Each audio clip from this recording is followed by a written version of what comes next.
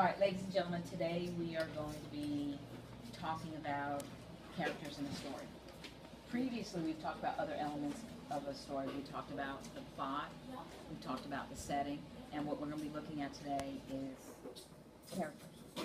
And go ahead, looking at your new pod. Let's just talk about a characteristic. Choose an answer, please.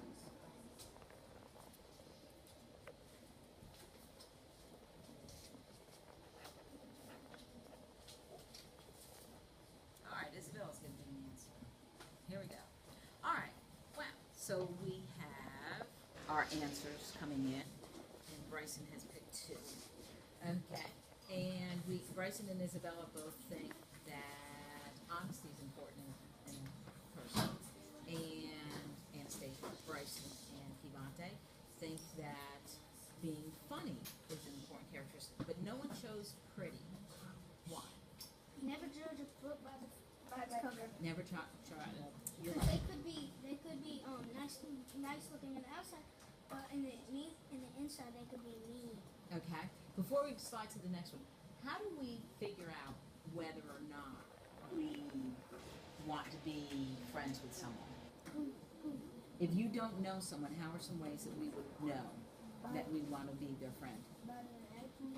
By their actions. What they do would you watch somebody on the playground, would that tell you whether or not you want to be friends with them? Okay. What's another way?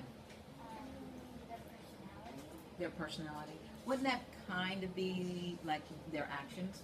Yeah. Okay. Anything else? Yeah. Okay, let's go ahead. Take a look down. And this is how readers determine a story, characters' traits.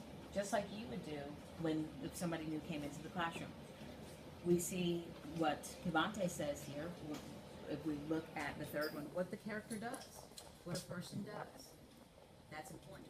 What about what the character says, or what a person says?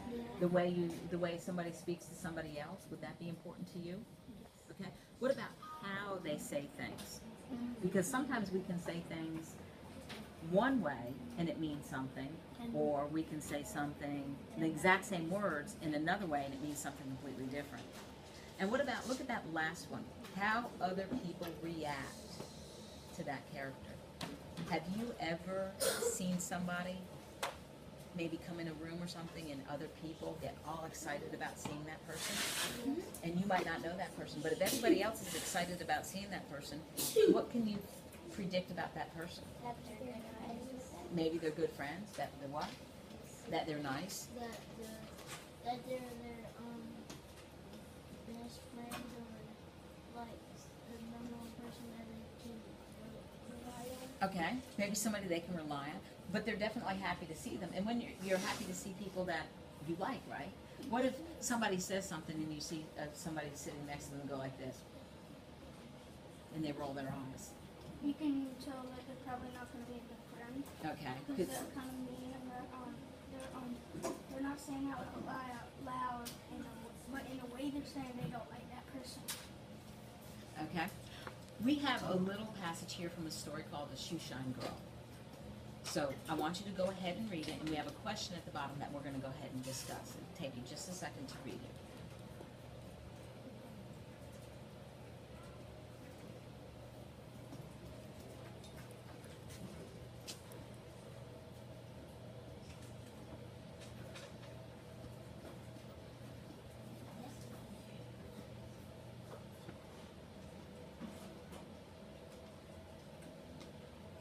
All right. How do you think Sarah is feeling about her mother right now? She really doesn't care. She doesn't want to talk to her mother, maybe, because she's mad at us. She's mad at her, furious. What'd you say, She Monty? really doesn't care. She really doesn't care. So, okay, and I know this is a story that none of you have read. So what clues helped you come up with those characteristics about Sarah and how she's feeling right now? Okay, let's go ahead. I'll let you go ahead and start. Okay, so how would you say that if you were going to read that out loud? How would you say that? Okay, so read that sentence for me like you think she's going to say it. You know, Okay, and that's one of those examples about how someone says something, right? It's not like, okay, you call her. It's like, you call her. Okay? What's another clue? Sarah said, don't dial it for me. I'm not, like Sarah, I'm not going to talk to her. Okay. Don't dial it for me. I'm not going to talk to her. That's an example of her exact words. So what do you think may have happened here? She got in a fight with her mother. Okay, let's go back up to the very first sentence. Your mother wanted you to call as soon as you got here. So what do you think Sarah had to do? Call her mother. Okay, think back a little bit now. She says, wanted you to call as soon as you got here. Travel. Travel. Do you get the idea that Sarah wanted to travel? Kind of. Yeah, kind of. Because You call her. Don't dial it for me. I'm not going to talk to her. Do you get the feeling that she wanted to take this trip? No. You do? Okay, I see. Okay, I see that perspective. Maybe she did want to do it because she's mad at her mom and didn't want to do it. But I also see the perspective that Kivante had here that maybe she didn't want to do it, and she's kind of mad at her mom because maybe her mom sent her someplace she didn't want to go. So, I guess we would need more context to know which one it is, right? But we do know right now that Sarah's happy or unhappy with her mother. Unhappy. All right, let's go to the next one. Now, this is another passage. This is from the graduation of Jake Moon. I want you to read it, and then you're going to type in an answer after this, okay?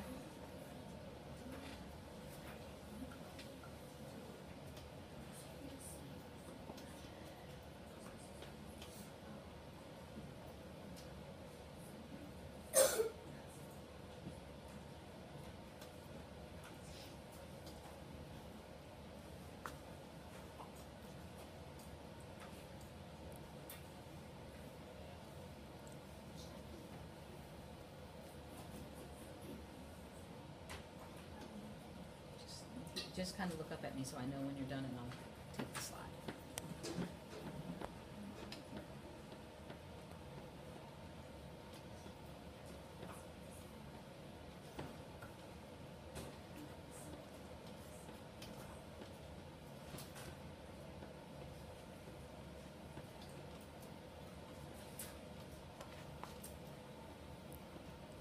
We good? All right. Here you go. This is your chance to answer this question. What word would you use to describe Skelly? And he was the grandfather. Okay? Just I put that in there so you understood Skelly and the grandfather. And then just real quickly, just give me your word, and then you can hold off your evidence, and we'll talk about the evidence. Okay? How do you spell properly? Probably. Just spell it the best that you We can. just write one word. Just write one word that you would use to describe Skelly, and then we'll talk about your evidence instead of taking the time to type it all out, okay?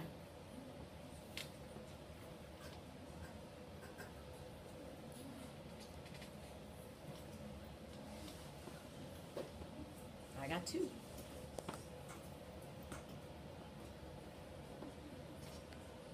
I got three.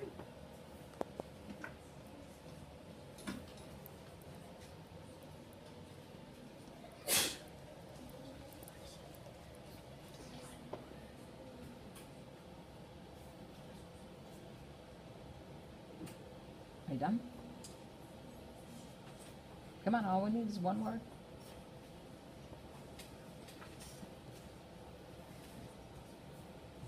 Okay. We're going to talk about each one. Anastasia, you said encouraging. So what clue, and I'm going to slide back so you can see the story. Where's your example of encouraging here? And the rest of you think about the words that you chose so that you kind of have your...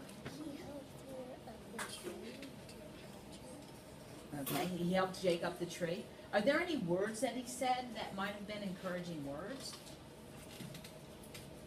And anybody else can answer this too. Do you see any words here that might be encouraging words? What? Attaboy? Attaboy. What does that mean, attaboy? It's not something... It means something Good job. Okay, it means good job. Okay. Bryson, you said he was determined. What clues in here would you tell us that Skelly was determined?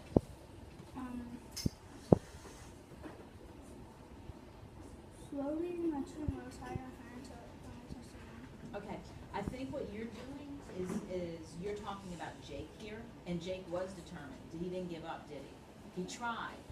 Skelly was his grandfather, and he told Skelly he couldn't do it. So I think he gave me a word, and a very good word, that described Jake. And if you ever read the rest of the story, you'll see that. You said supportive, Isabella. How was Skelly supportive? Skelly was supportive because he said that Jake could use bullets. Okay. How else did he support him? And if the rest of you can answer this. How else was he supportive to Jake? Skelly slipped his hands underneath the bottoms of my shoes and with something solid to push against. Yeah, he literally was supportive, wasn't he? He was helping him by giving him just something to start with, by putting his hands up underneath Jake's feet so Jake could kind of push up against something.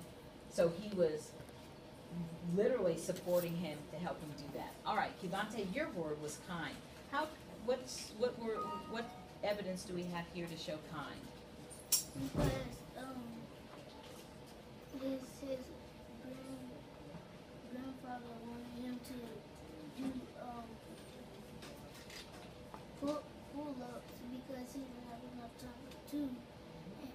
And he was kind enough to give him a chance to do something. He was kind enough to take him out, just to take him out back and practice with him. Could he have just sat there and let Jake whine and said, "I can't do it. I can't even do 3 pull-ups"? He could have sat there reading his newspaper or whatever he was doing, right? Mm-hmm. Instead, he was very kind, and he was very supportive, and he was very encouraging just by actually taking Jake outside and do it. So his actions really told us there that he's a kind guy, that he was an encouraging guy, that he was supportive. And would this be the type of grandfather we might want? Yes. Absolutely. Okay, you can go ahead and close these up because we're going to go to our story now. And we're going to talk a little bit more about some clues. Or we could just say the end. Would that